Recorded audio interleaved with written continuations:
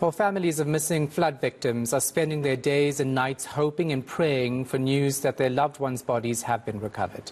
One family was left disappointed today. 7 members of the Hlophe family are still missing, along with dozens of others. Our reporter Manqoba Mchunu following the story for us. He joins us now live from Durban. So you actually spent time with this family. They were hoping to find their loved ones' remains, but that wasn't the case.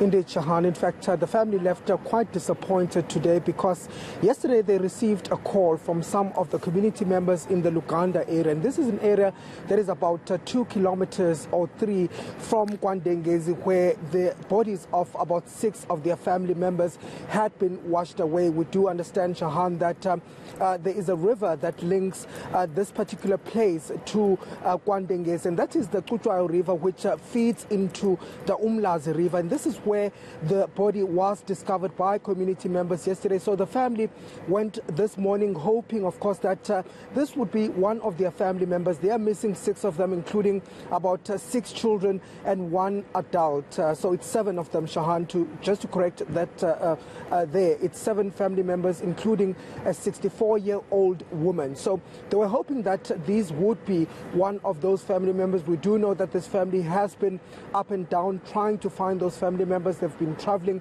to various mortuaries. They've also even asked the city to provide an excavator to try and dig some of the rubble from their ground. And this is because they were suspecting that some of those family members could be trapped there. But over the weekend, when the excavator finally came, they did not find any of those family members. So going there, they were really hopeful that they were going to find these family members. But it was not an easy journey, Shahan. I can tell you that we had to traverse very treacherous terrains. We had to go down one of the mudslides that had occurred there, and we had to slide on top of rocks just to try and get to where the body was recovered. But of course, when they got there, they were told that the body that was there was of a man who is believed to be about 25 to 27 years. And so this does not match any of the profiles of the people that they had been looking for. But take a listen to what the family had to say after they had gone to see this body.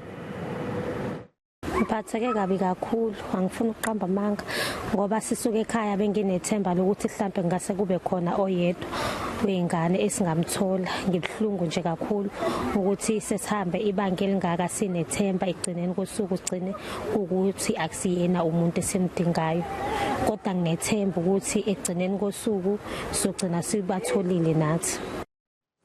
It must be very daunting, surely, for these families to keep waiting or even searching for their loved ones. Do we know if they're getting counselling of any sort and what their plans are going forward to try to find their relatives? Well, Sean, at this particular stage, what the family has indicated is that they're going to be, of course, continuing and going to the different mortuaries to try and see if they can perhaps locate their loved ones. We know that they've been to quite a number of mortuaries, about 5 or 6 of them. And what we do understand also is that DNA samples have now been taken from this family in particular, just to try and ascertain if any of those bodies that are lying in mortuaries, some of them badly decomposed, are their family members. So that process is still ongoing. But in terms of counselling, the family is saying that up until now they had not received any counselling. But what they are, of course, at this particular point receiving is support from social workers who have really been accompanying this family to go to the various mortuaries, also providing transport to this family when they go to the various areas just to try and find their relatives. But the family is saying that they're not going to give up at this particular stage, Shahan. They're still quite hopeful that they're going to find their family members. In fact, they're saying that they won't rest until they can find, even if it's a bone, just to ensure that they lay them to rest.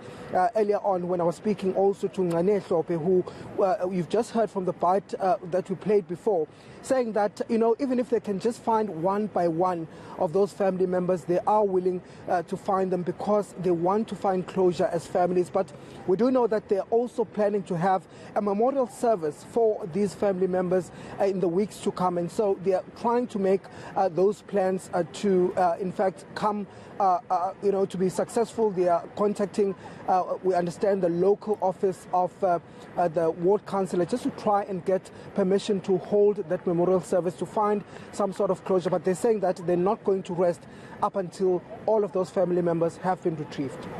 All right, we're going to leave it right there. Our reporter Manqoba Mchunu is in Durban.